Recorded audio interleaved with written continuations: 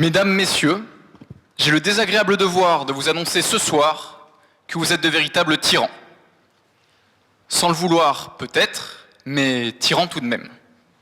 Tenez, lorsque vous rentrez dans une pièce pour prendre vos clés, puis ressortez, pour revenir car il vous manque votre téléphone portable, et ressortez enfin, ceux que vous tyrannisez sans même y prêter attention, ce sont vos interrupteurs. Mais avez-vous déjà songé à ce que ce simple geste implique? Vous exigez d'une pauvre centrale électrique qu'elle entraîne un alternateur qui va générer un courant qui va traverser l'espace à la vitesse de l'éclair pour terminer dans votre ampoule. Dans le réseau électrique, à tout moment, la puissance appelée doit être égale à la puissance produite.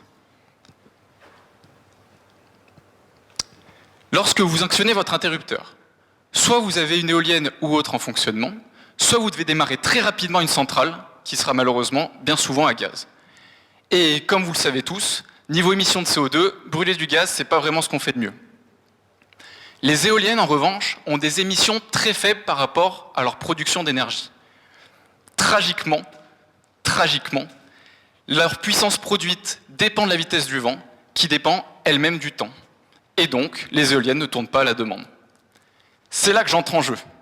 Mon travail à moi, en plus de brasser de l'air, c'est de chercher à faire des éoliennes performantes pour différentes vitesses de vent, et donc qui fonctionnent le plus souvent possible. Pour ça, je travaille sur un modèle un petit peu particulier, avec non pas un, mais deux rotors. Et magie de l'aérodynamique, si ces rotors tournent en sens opposé, on obtient d'encore meilleures performances. Je vous présente les éoliennes contrarotatives. Ce que je cherche à faire, c'est déjà optimiser ce système en choisissant des paramètres tels que la taille, la forme ou encore le nombre de pales. Pour ça, dans un premier temps, je reproduis le comportement de mes éoliennes et les teste informatiquement. C'est de la modélisation. Une fois mon modèle créé, comment m'assurer que j'ai choisi les meilleurs paramètres possibles? Eh bien, en faisant se reproduire les éoliennes entre elles et en observant.